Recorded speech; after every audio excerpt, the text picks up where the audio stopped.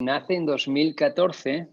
Es un momento así agridulce en mi carrera porque la verdad es que tenía un buen puesto en Nueva York, que estaba, bueno, pues unas circunstancias bastante buenas, un buen salario, lo típico, viviendo en Manhattan, todo bien.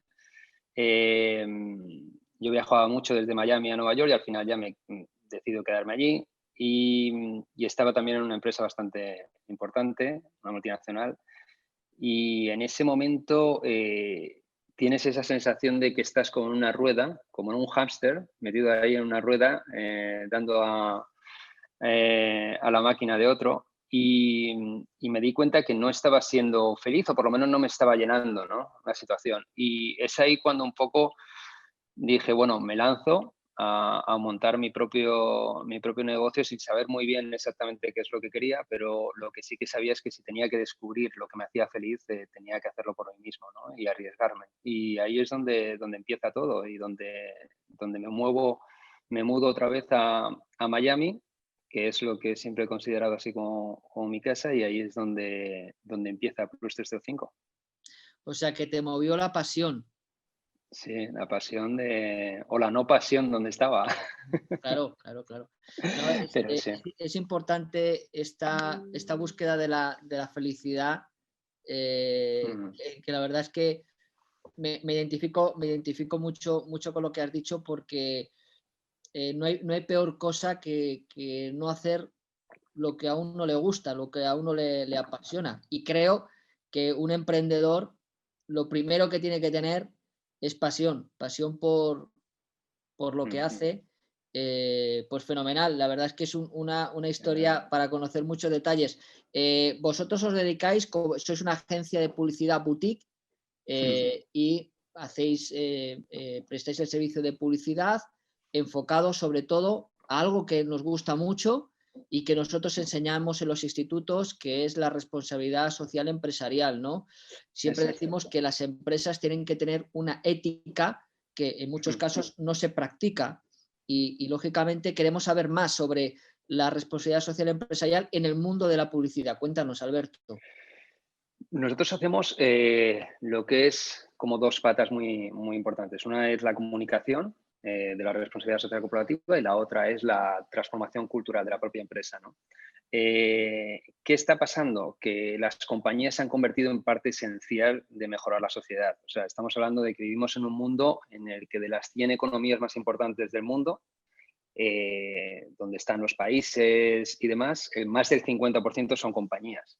O sea, que cada vez tienen más poder, gastan más, pueden hacer más cosas, pero hay un lugar donde han perdido poder, que es el consumidor. O sea, antes nos decían que fumar era bueno o estaba recomendado por 8 de cada 10 doctores, y estos anuncios existen.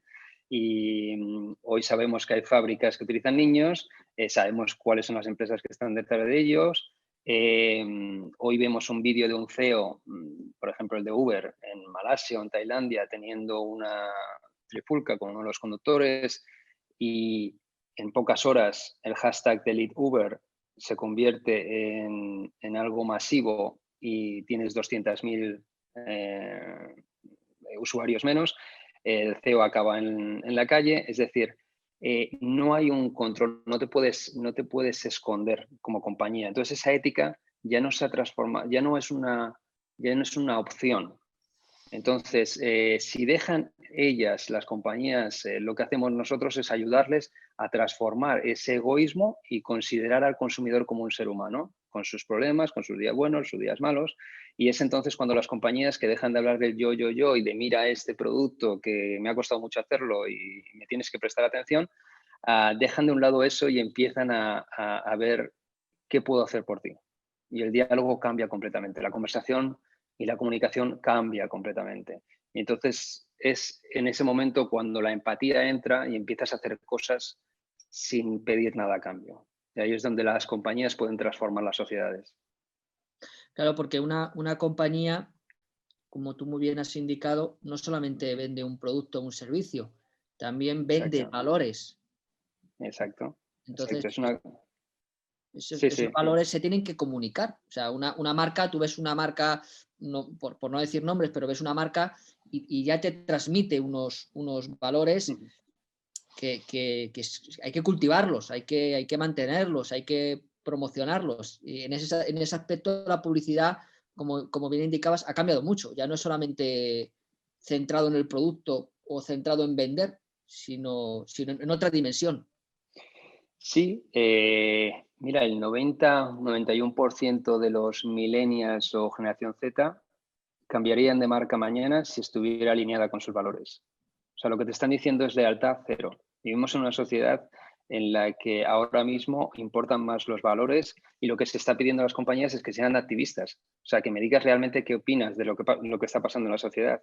Porque productos, tengo 200.000. En un clic yo accedo a 1 millón de productos. O sea, esto no era como antes, cuando mi padre hacía publicidad, que marketing y publicidad era más o menos lo mismo. Entonces, lo que hacías es, tú invertías en marketing, más o menos dependiendo de la cobertura que tuviera la campaña, prácticamente el anuncio lo que hacía era recaudar fondos. O sea, lo que hacías era, tenías un retorno de la inversión, vamos, prácticamente era increíble, ¿no? Lo que está pasando ahora mismo es completamente diferente. Ahora mismo el 20% de los consumidores creen en la publicidad, el 80% lo que crees en los reviews, en cuáles son lo que opine tu familia, lo que opinen tus amigos. Es decir, todo ha cambiado completamente, las reglas del juego han cambiado. Entonces, o te subes a los raíles de esa nueva conversación, o si no, lo que estás haciendo es más de lo mismo. Y eso ya no va a ningún lado, vamos, no te va a llevar, no es una cuestión de que esté diciendo, oh, Dios mío, es que el futuro va por ahí, no, es el presente.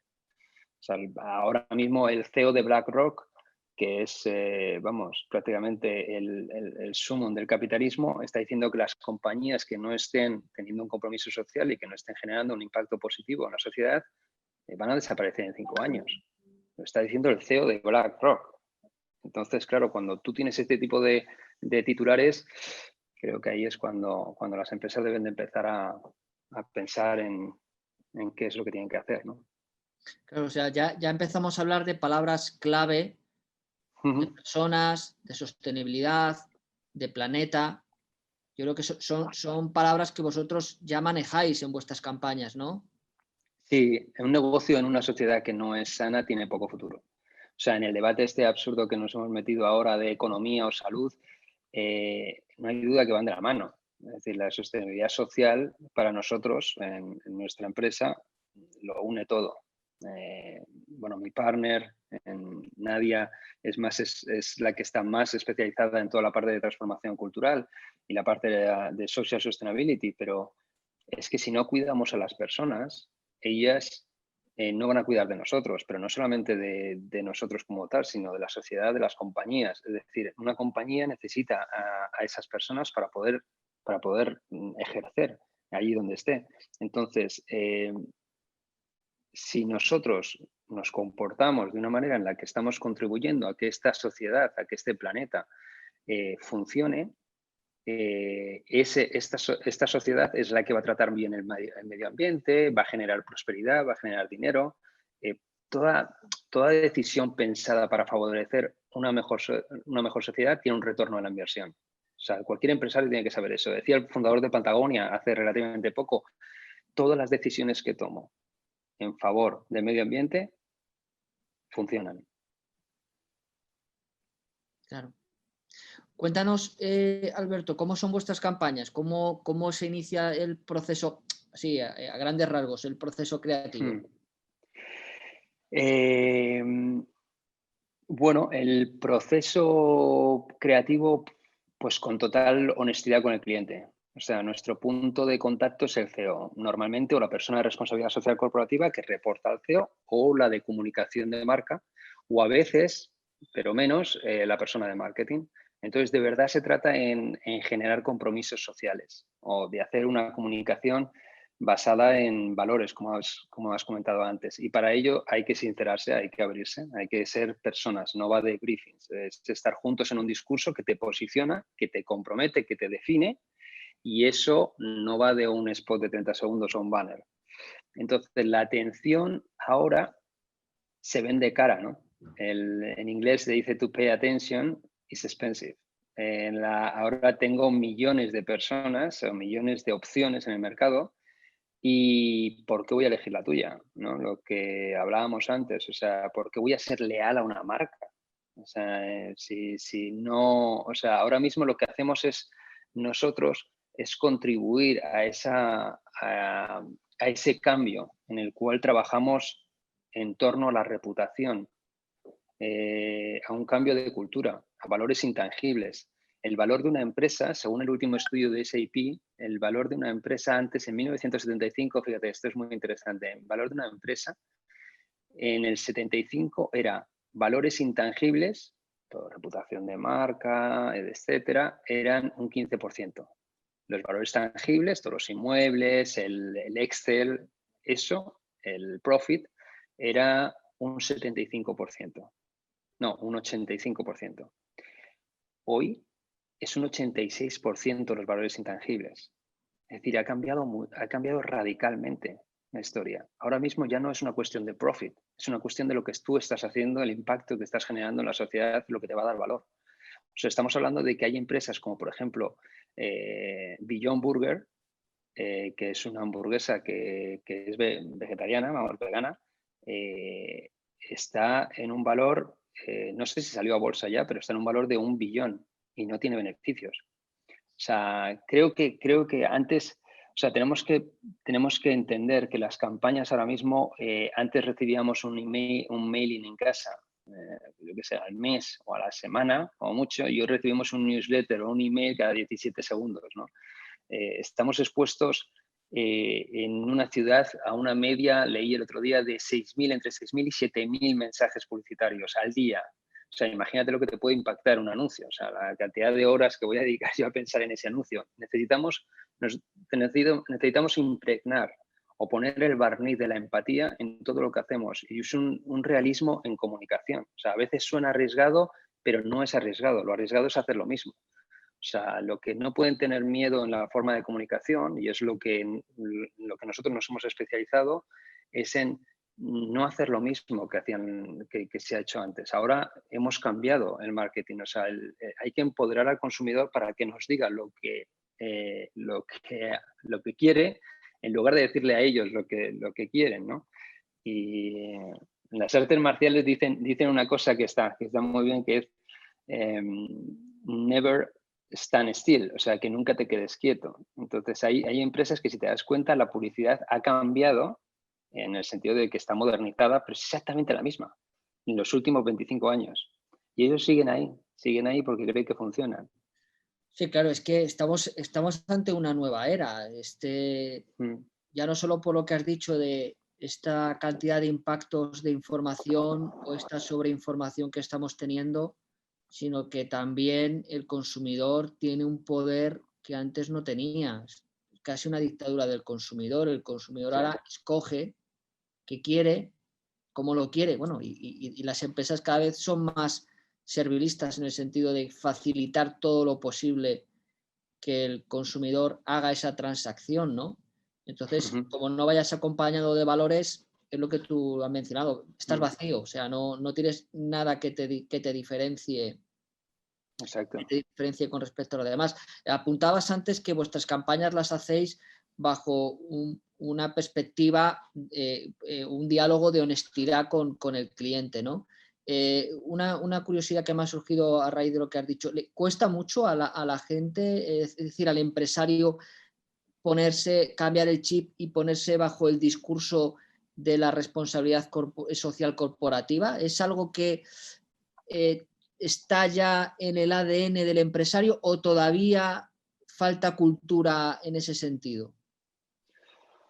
Me encanta la pregunta porque es verdad. Hay conversaciones que cuando vamos, Nadia y yo, a una reunión y de repente empezamos a hablar, a los 5 minutos ya podríamos haber terminado la reunión, porque te das cuenta que esa persona no está no le interesa, o a lo mejor necesita hacer eso porque se lo han dicho, pero en realidad no cree en ello, y así es imposible. O sea, hemos tenido conversaciones con CEOs que de verdad era como, ¿qué hacemos aquí? O sea, si a ninguno nos interesa esto.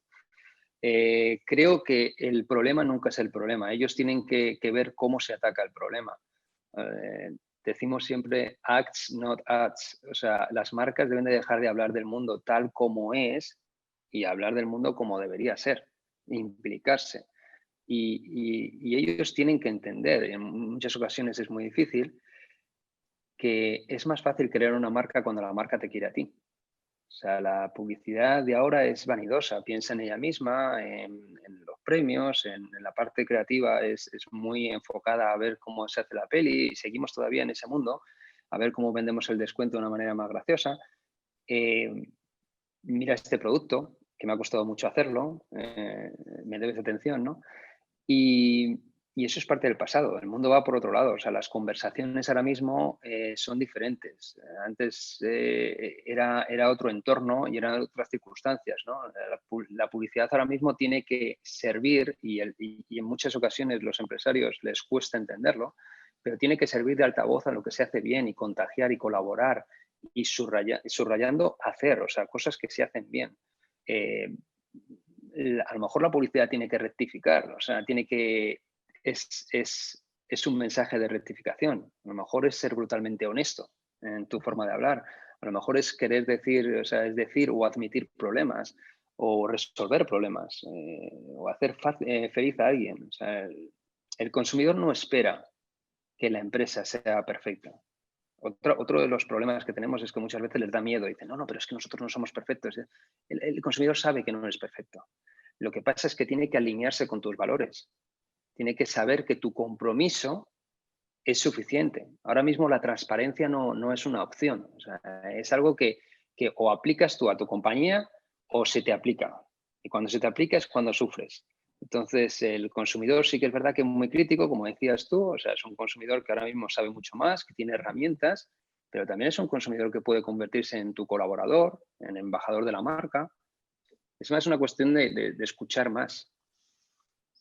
Sí, lógicamente, has apuntado algo muy interesante, ¿no? Que el consumidor puede ser un embajador porque, bueno, pues ahora surgen figuras nuevas, los famosos influencers, bueno, pues gente que promociona un producto de una compañía en concreto y los seguidores compran por la confianza que tiene esa persona, esa persona que influye en su voluntad.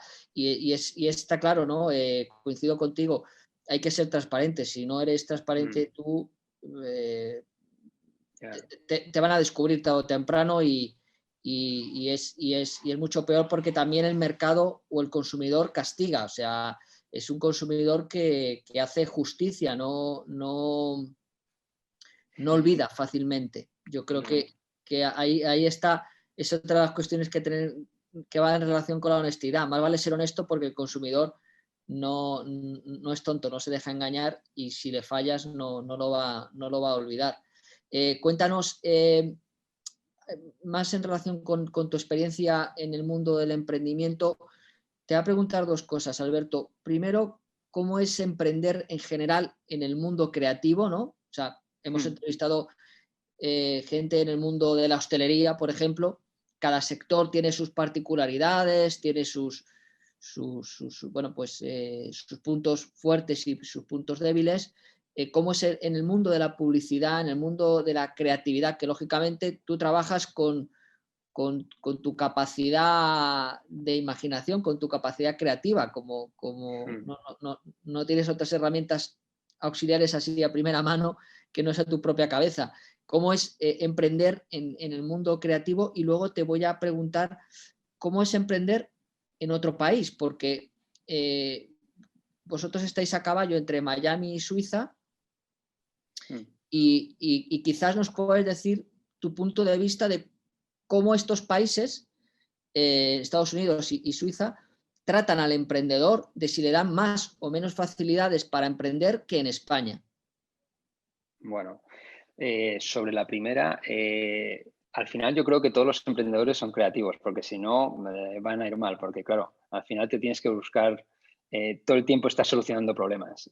Al final puedes ser menos o más creativo, pero al final tienes que buscar soluciones, ¿no? A no ser que tengas mucho dinero, pero entonces ya no te llamo emprendedor 100%, ¿no? Pero el éxito creo que se basa en articular, en la creatividad, saber dónde la direccionas. Es decir, en nuestro caso es utilizar todo el background que tenemos creativo y las herramientas, el cerebro, cómo funciona, en enfocarlo de una manera mucho más, implicarte en los problemas del cliente, como te decía antes, ser completamente honesto y hacer una comunicación o una creatividad que interesa al público que le interesa. Decía Seth Godin, otro importante ahí de Estados Unidos, que decía, communication that matters to people who care. O sea, hay que hacer comunicación que importa a la gente que le interesa. Muchas veces nos olvidamos de eso. Creemos que tenemos que hacer, venga, vamos a hablar a todo el mundo. No, no, no, no. O sea, enfoquémonos. Y yo creo que ahí reduces mucho los riesgos de fracaso, ¿no? Y otra clave es intentar construir, o sea, con las empresas y aliándote, porque al final son partners.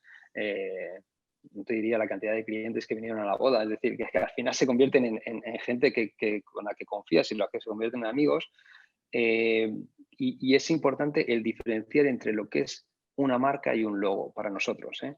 O sea, hay clientes que lo que tienen es un logo y hay otras empresas que son marcas, que tienen una relación profunda con el consumidor. Es decir, Nike es una marca que si mañana abre un hotel, más o menos tú y yo vamos a saber cómo es ese hotel, más o menos, porque está construida sobre unos pilares tan importantes, no sé, como unos cimientos tan arraigados, con unos valores tan fuertes, que si construye mañana un hotel, más o menos vamos a saber cómo es el interior.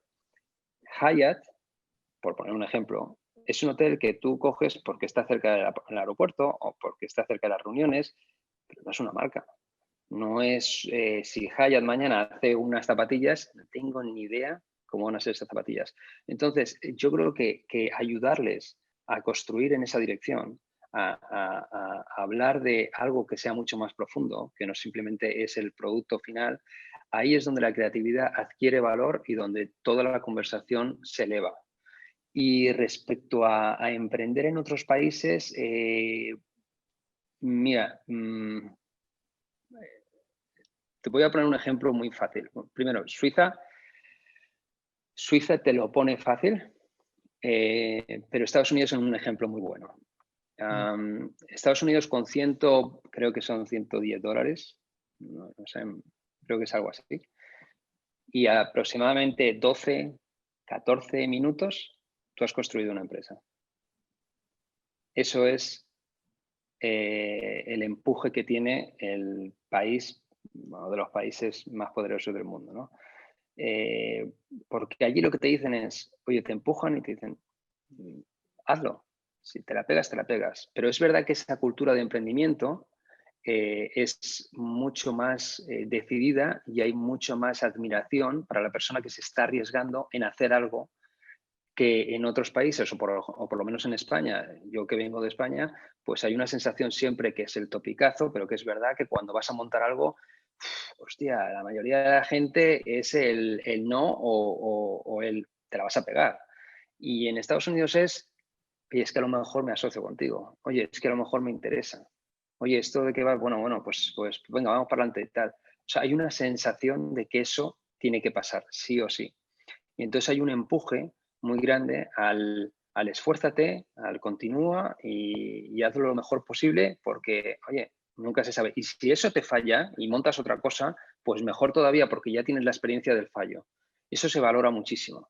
Eso no eres un loser, no eres un fracasado, al revés. Se valora muchísimo. Y eso yo creo que muchas veces deberíamos de aplicarlo nosotros. Creo que además las crisis, por desgracia, animan a la gente a emprender porque se dan cuenta que, bueno, que no hay la oferta que existía antes, no hay los beneficios ni los sueldos que existían antes y muchas veces de las crisis salen, bueno, en la última crisis de 2008 es donde salieron los WhatsApp, donde salieron un montón Uber, al final es algo que ayuda al emprendedor, pero desde luego que hay culturas, es cultural, que sí que te empujan y te ayudan y, oye, si te la pegas, pero te lo voy a poner fácil. Claro.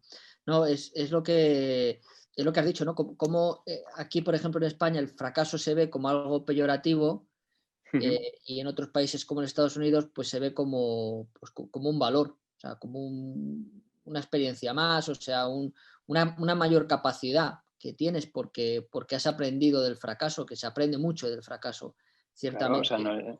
y de endeudarse.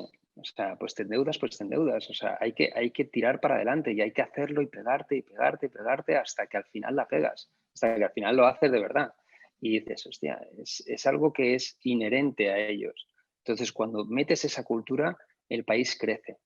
Y crece porque genera mucho más riqueza para la gente y sobre todo emprender, yo siempre lo digo, es de verdad un crecimiento personal. O sea, más allá de todo, porque te estás vendiendo tú a ti mismo. O sea, vendes tus posibilidades y tienes que colaborar con gente y a veces con gente que no son de tu agrado o sí, pero es una experiencia personal. O sea, es muy sufrido. Entonces, la mayoría de la gente en España, creo, y en algunos países más latinos, nosotros somos más de, uy, el emprendedor, el empresario, y lo ves como algo como ajeno y además como algo que es malo. Y dices, no, no, no, no, esto es otra historia. O sea, el que de verdad lo hace sabe que emprender no tiene nada que ver con eso, ¿no? Sí, aquí, bueno, a mí es algo que a mí personalmente me da mucho coraje, el concepto que se entiende del es un concepto decimonónico, o si me apuras, del siglo XX, estamos ya en el siglo XXI, pero el empresario se le asemeja a un explotador, y el empresario no Claro, es un explotador, sino sí, sí, sí, es un generador de exacto, riqueza, generador de empleo, generador de oportunidades para otros, ¿no?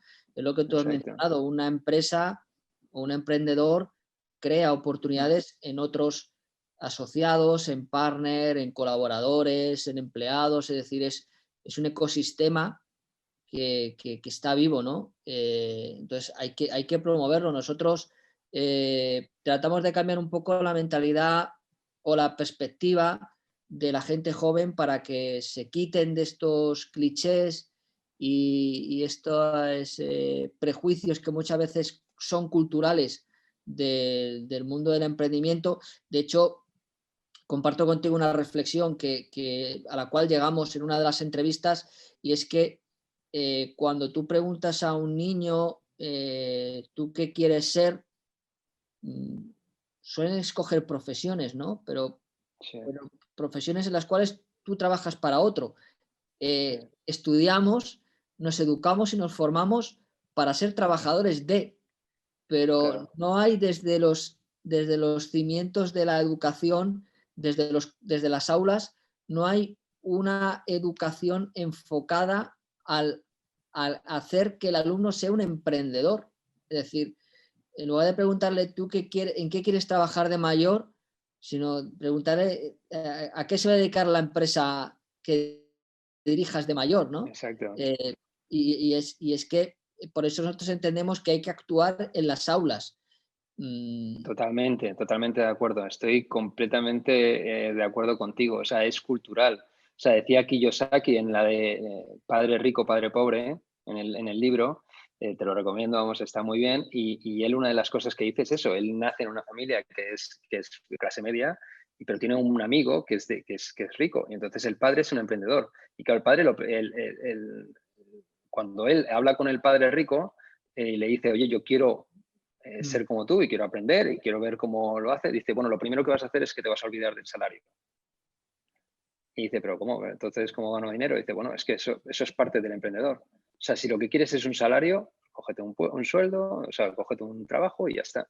Y es verdad, o sea, cuando empiezas a emprender te das cuenta que estás en el abismo, o sea, estás subiendo una escalera sin ver los escalones. O sea, es que es un trabajo que, claro, cuando la gente dice, ah, este tal, es que hacer las cosas bien y que de repente te vaya bien es un trabajo tan difícil y tan arduo y te metes tantas decepciones y tantos problemas y tanta montaña rusa emocional que al final dices, wow, o sea, que cuando le va bien a alguien, yo siempre digo, yo me alegro muchísimo. A mí cuando me viene alguien, un amigo, y me dice, hostia, mira, es que no sé qué, y he sacado esto, no sé qué, digo, joder, qué bien. No, me alegro y a ver si te puedo ayudar, a ver cómo podemos hacer para que podamos colaborar. Sí, además eso es lo utiliza mucho el símil del iceberg. Muchas veces Sí, ves solo la punta, pero lo que hay, es decir, las horas interminables de trabajo, la falta de sueño, las preocupaciones, el no tener vida familiar, todo eso no se ve. Entonces, no, totalmente. el emprendedor tiene que ser consciente de que ese es el peaje que tienes que pagar hasta que el negocio funcione. Mira, nosotros, una de las cuestiones que comparto contigo que decimos, ¿no? Y a mí me gusta mucho esta frase, que es que el empresario no tiene que trabajar en su empresa, tiene que trabajar para su empresa. Totalmente. Y nosotros vemos pues negocios, que tengo un taller, y el empresario pues está ahí, ¿no? Con el resto de los mecánicos, manchándose las manos. Eso está muy bien, ¿no? Porque eso te da mucha humildad, eso te da un conocimiento del negocio muy, muy, muy exacto, muy cercano, pero cuidado, porque estás trabajando como un trabajador más en tu empresa. Eres un Sí, recurso más. Y el empresario muchas veces tiene que estar trabajando fuera. sí, Tiene que tener esa perspectiva, porque no puede hacer que el negocio sea dependiente de él. Porque totalmente. si lo hace dependiente, si se convierte en un negocio dueño, pues poco va a valer. O sea, vas a poder crecer poco porque tienes una enfermedad, una jubilación, Claro. cualquier eventualidad en tu vida, y el negocio se acaba. Habías comentado antes, Alberto, el tema de las crisis, ¿no? Las crisis vistas como una oportunidad, es cierto, ¿no? De la crisis del 2008, fíjate cuántos unicornios han Sí, nacido. sí. ¿Qué ha supuesto para el COVID? ¿Qué ha supuesto para vosotros como empresa y para el sector vuestro? Pues a nosotros nos ha ido bien, tengo que decir. No, no ha cambiado nada. También estamos en dos países que se han visto afectados mucho, como son Estados Unidos y Suiza, pero digamos que la maquinaria no ha parado. Entonces, la verdad es que en nosotros incluso nos ha ido bastante bien. Eh, Creo que además de todo, en el terreno de la responsabilidad social corporativa, lo que ha pasado es algo muy curioso, y es que ha humanizado las empresas y ha humanizado la comunicación también. Había una sensibilización generalizada, que siempre es bueno, aunque haya tenido que venir una pandemia para provocarlo, pero luego también tiene el otro lado de la moneda, y es que los que se comunican o los que en su comunicación pretendían ser sensibles cuando su empresa no lo era, pues les ha dado duro, ¿no? Entonces, para nosotros ha venido muy bien porque creo que has sensibilizado a los puestos más importantes dentro de las empresas, se han dado cuenta que las personas es lo más importante, sí o sí, y que la sociedad, o funciona la sociedad, o estás en una sociedad sana, o tu negocio nunca va a funcionar. Entonces, digamos que creo que nos ha funcionado para nosotros, pero creo que ha funcionado para el mundo entero. O sea, ha mejorado esa conciencia que a veces faltaba. Creo que ha sido un golpe muy fuerte y que ha generado pues, nuevas ideas, nuevas iniciativas, eh, nuevas formas de ver el mundo que antes pues no lo veían. Y se han dado cuenta además que cuanto más se acerquen a esa sensibilización, más retorno de la inversión tiene. O sea, que no es una cuestión que vaya separado. Entonces, personalmente no puedo hablar mal, aunque sí que sé cuál es la situación y cómo hay muchas industrias que están, bueno, no desapareciendo, pero sí que están en una situación totalmente destrozada, ¿no? Y otra cosa que también además es importante, hablando de todo esto y ya siendo honestos y abriéndonos, nos hemos dado cuenta que las empresas tienen muchísimo más poder de decisión y pueden cambiar las cosas y pueden mejorar la sociedad muchísimo más que los gobiernos o que los políticos, porque los políticos no tienen un contacto con la realidad como tiene una empresa, que tiene unos empleados, tiene unas situaciones familiares que tiene que tratar, y ellos son los primeros interesados en que o esto funciona o no tenemos sueldo ninguno, no como pasa en los gobiernos y en los políticos, ¿no? Entonces, claro, ahí yo creo que también se les están enseñando un poco o se les están dejando desnudos a todos estos que hablan mucho, y los empresarios son los que van a tener que sacar las castañas del fuego. Además, los discursos que estás oyendo de CEOs de compañías son extremadamente mucho más interesantes, mucho más inspiradores que cualquier político que puedas escuchar, ¿no? Entonces, creo que nos viene bien a todos. Sí, fíjate, que haya... fíjate el ejemplo de esta empresa alemana farmacéutica que ha anunciado la vacuna con una fiabilidad de más del 90%, cómo ha cambiado los mercados.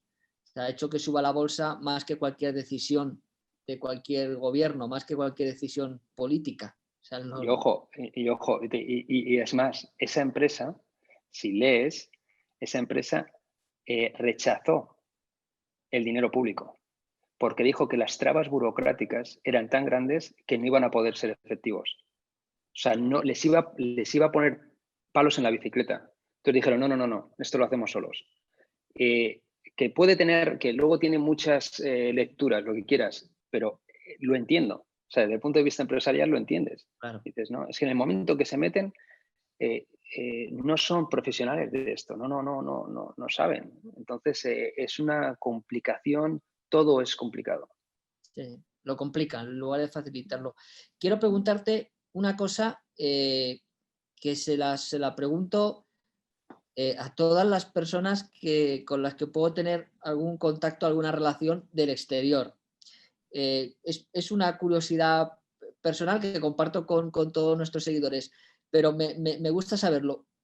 ¿Cómo nos ven? Y creo que me puedes dar dos puntos o sea, desde dos puntos de vista. ¿Cómo nos ven a los empresarios españoles en el exterior? Es decir, ¿cómo nos ven los suizos y cómo nos ven los americanos? ¿Se siguen apoyando en tópicos de que o está cambiando positivamente nuestra imagen? Sinceramente no me atrevería a dar una visión muy profunda porque a veces estoy un poco como que no entiendo muy bien. Sí que es verdad que creo que hay una parte, conozco evidentemente muchos empresarios que viven fuera, que de hecho han crecido fuera, y así culturalmente, que nunca puedes generalizar, nunca, pero culturalmente creo que tenemos la visión que tiene el español es muy buena de trabajadores incansables, muy preparados, y el empresario que sale fuera tiene el coraje, tiene la valentía para sacar las cosas adelante, para no rendirse en cualquier situación. Conozco muchos y la verdad es que hay dependiendo de dónde estás también, por ejemplo, en Suiza tienen muy buena fama. Al revés, además aquí en Suiza hay gente de verdad muy preparada, españoles que están en puestos muy arriba y con empresas que están funcionando aquí a niveles muy altos, incluso por encima en la misma industria, por encima de los suizos. Y en Estados Unidos también, o sea, conozco muchos empresarios y sí que ha habido, creo que la visión es muy buena.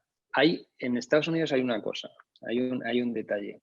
Cuando el empresario español va, dependiendo de dónde está, dependiendo de la ciudad, es completamente diferente también. O sea, no es lo mismo el empresario que está en Nueva York, que está en Miami, o que está en Los Ángeles, o que está en Michigan.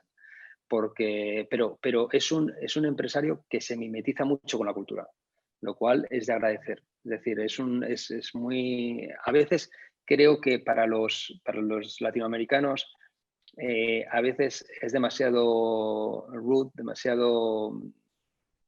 No es demasiado fuerte, demasiado, no mal educado, pero como que le falta un poco de calma, ¿no? O sea, de llegar con un poco más de respeto, de empatía, Sí.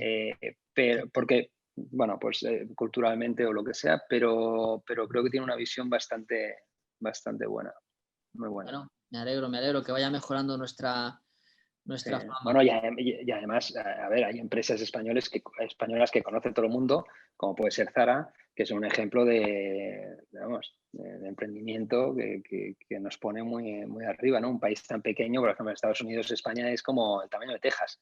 Entonces, claro, que salgan empresas tan importantes, pues bueno, se nos habla muy bien de nosotros, ¿no? Fenomenal. Mira, hemos hablado, Alberto, de la comunicación de valores, la publicidad, pero te quiero preguntar, eh, lógicamente es muy, muy importante la comunicación de la empresa. Vamos a hablar de la comunicación exterior, pero ¿qué tan importante es la comunicación interior? Y me explico. Es decir, antes de salir fuera a que a un cliente me compre el producto, también tengo que pensar en mis clientes internos, en mis propios colaboradores, en mis propios trabajadores que estén primero alienados, porque si no, la compañía no va a poder moverse, no va a poder decir, la comunicación interna, que es lo que te quiero preguntar, es igual de importante que la comunicación externa, ¿no? Totalmente, totalmente. Pero además es incluso más importante. Si tú no tienes empleados que están satisfechos y que están involucrados con la causa, olvídate. O sea, lo primero que tienes que hacer es preocuparte por los empleados. O sea, es inspirarles con tu visión, con tu misión. Martin Luther King no dijo, tengo un plan, dijo, tengo un sueño. O sea, hay una forma de comunicar a las personas para que esas personas se sientan parte de eso. Y, y creo que involucrar, que es una de las partes que hacemos, ¿no? La transformación cultural, el tener, los empleados se convierten en embajadores de la marca. Y es completamente, cambia completamente el juego.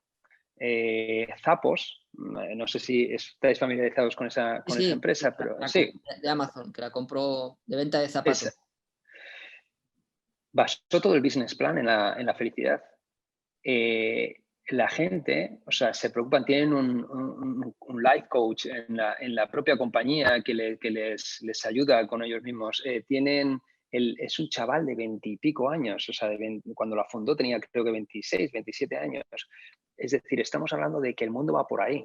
Ahora mismo todas esas gente que está todavía viviendo en el pasado, en el que el empleado trabaja para mí, olvídate, vas a aguantar en el mercado muy poco, porque primero hay herramientas como Glassdoor, hay herramientas que te están diciendo que los empleados saben si quieren ir ahí a trabajar o no. O sea, nosotros tenemos clientes grandes, te hablo de clientes que facturan más de 5 billones de revenue, que nos dicen no tenemos empleados, o sea, la gente joven no quiere trabajar con nosotros.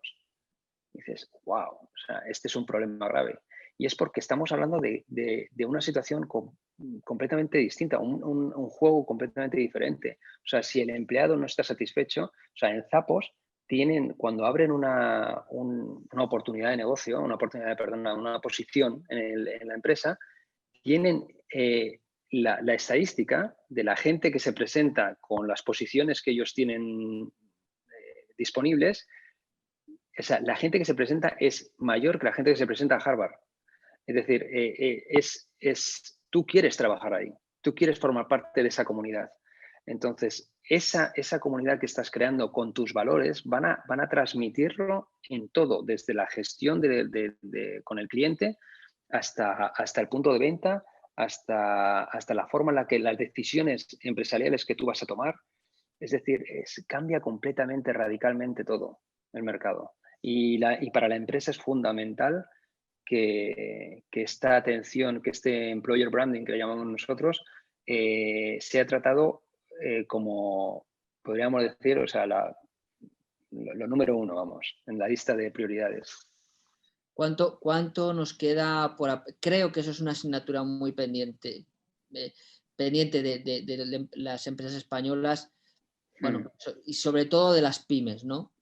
La comunicación interna, la transmisión de valores, aunque creo que es fácil o es más fácil convencer a un empresario de que tiene que cambiar su discurso, de que la marca tiene que hablar, tiene que transmitir unos valores, etcétera, etcétera. Sí. Es más fácil porque, bueno, le prometes un retorno económico que lo haga a nivel interno. Es decir, pocos nosotros, de hecho es algo que promovemos, ¿no? Que la gente salga al exterior, pero después de haber pasado esa travesía en la esfera interna de la empresa, ¿no? Porque se nota cuando el ejemplo de Zappos, o aquí en España ocurre con Mercadona, ¿no? Que es otra de las empresas que el empleado está muy alienado con la compañía, respira la marca. Y es que luego la gente pues se da de tortas para entrar a trabajar, o sea... Y en Inditex también, o sea, vamos, que le critiquen. Es decir, o sea, yo conozco gente en Miami, en Nueva York, que son jefes regionales de Zara o de cualquiera de las empresas o de las tiendas de Inditex en Los Ángeles, están encantadas o encantados. O sea, pero vamos, pero no tiene nada que ver. O sea, la cultura hace todo. O sea, cambia completamente, te puede llevar al éxito. Y además es muchísimo más importante, de verdad. La gente, creo que esa cultura al final las nuevas generaciones lo van a cambiar, porque de hecho es todo cuestión de data muchas veces. El data al final se olvida y las emociones se quedan, pero cuando hay data que lleva muchas emociones detrás, es importante saberlo, ¿no? Porque hay un porcentaje altísimo de las nuevas generaciones, tanto millennials como generación Z, que no te cogen un trabajo por el dinero. Y te lo dicen así. Y es que nos está pasando, o sea, con clientes nuestros que nos lo están diciendo, dicen, es que no es el dinero lo que les interesa. Les interesa dónde van a estar. Dice, bueno, ¿me interesa estar aquí o no? Porque es que para ganar lo que gano, pues tampoco... Sí, es cierto, el salario se ha convertido, ha dejado de ser el principal motivo para decir sí a una compañía. Existen otras cuestiones como otros salarios emocionales que cada vez lo valoran más. Alberto, cuéntanos si nuestros seguidores quieren saber más de Plus 305, ¿dónde tienen que acudir? Cuéntanos un poquito dónde obtener más información sobre vuestros servicios. Bueno, pues me imagino que en las redes sociales y en la página web, en Plus 305, o sea, plus305.com, o en las redes sociales, tanto en LinkedIn como en Instagram o Facebook. Yo no lo llevo, pero bueno, sé que ahí se postean muchas cosas sobre nosotros o que definen muy bien lo que pensamos o lo que pensamos, lo que decimos, nuestros valores. Todo lo van a encontrar ahí. Bueno, cuéntanos por último, este galardón que os han dado de las Naciones Unidas, este premio, ¿en qué ha consistido? Sí. Bueno, ese es un proyecto que llevamos trabajando desde hace como 3 años con un partner externo que se llama José Bao, y está enfocado a economía circular. Es una aplicación que puedes intercambiar tanto cosas como servicios, ¿no? Y llevamos trabajando ya bastante tiempo y es verdad que he estado en 2018 estuve en Latino Impact, que es una convocatoria que hay en la ONU en Nueva York. Entonces estuvimos allí, la verdad es que conocí a mucha gente y sabíamos de este concurso. Y nada, y nos presentamos y la verdad es que era un concurso a nivel mundial y nada, y lo ganamos. Y la verdad es que muy bien, me imagino que se empezará a desarrollar y es algo que puede ayudar muchísimo a los países en desarrollo para que puedan intercambiar, donde el dinero no es tan fácil de obtener, donde no hay cash, no hay dinero efectivo.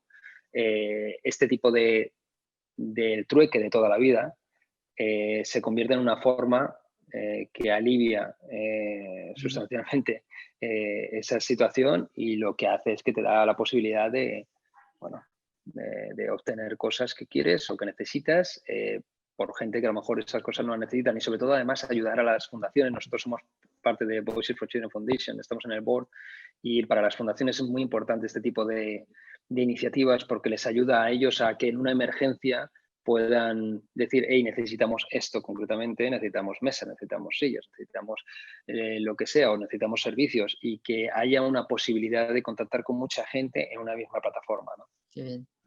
Pues oye, Alberto, muchísimas gracias por compartir con nosotros, por tu generosidad, tu experiencia y tu conocimiento.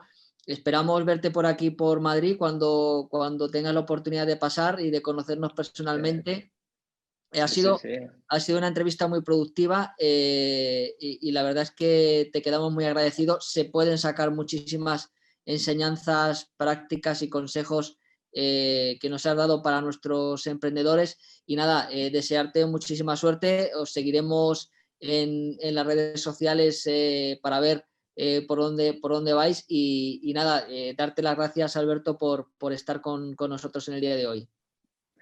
Pues nada, gracias a vosotros, porque la verdad es que lo que hacéis es muy interesante y muy necesario, porque en el proceso, que nadie quiere formar parte del proceso, ¿no? del empresario, ¿no? En el momento que tienes que lanzarlo todo y tienes que ponerlo todo en marcha y remar, en el proceso hay muy pocas personas que te ayuden, y tener, bueno, organizaciones como la vuestra te hacen enamorarte del proceso y salir adelante. Así que enhorabuena a vosotros por esta iniciativa.